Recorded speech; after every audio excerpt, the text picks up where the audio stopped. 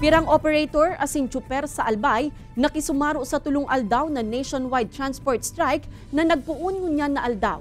Mantang klase sa Albay, Camarines Sur asin Naga City, suspendido huli kan tigil pasada. Para sa iba pang detalye, nakatutok live si Chris Novelo. Chris?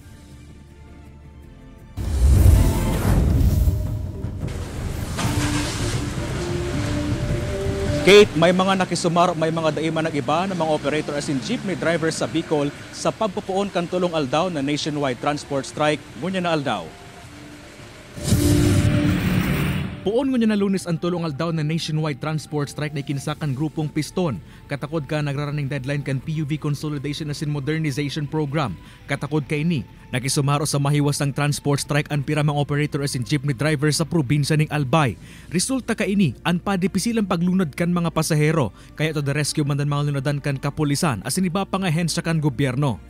Mahirap kasi hindi agad makakapunta sa pupuntahan. Successful po yung unang araw ng transport strike na ginawa namin dito. Ilang porsyento sa tingin nyo? Mga 95% to 96% po ito.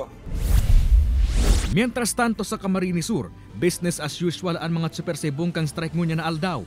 May kasubot din nangyaring pag-urulay sa indang kanya-kanyang grupo. Mag-iba sa Wilga, kaso lang mayo man sa moya ang pistol kung ano ang programa. Como antisipasyon sa nationwide transport strike asin maraot na kamugtakan kan panahon, nagpautob ng class suspension ang mga probinsya ng Albay, Camarines Sur asin syudad ni Naga. Kaya lang, itong yaong kaya sa luwas ka Naga, nagbarali and therefore apektado.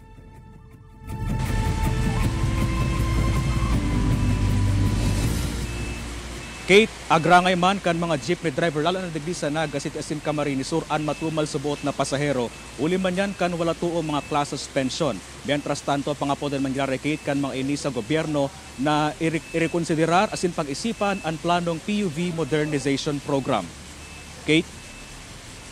Jos Mabalos, Chris.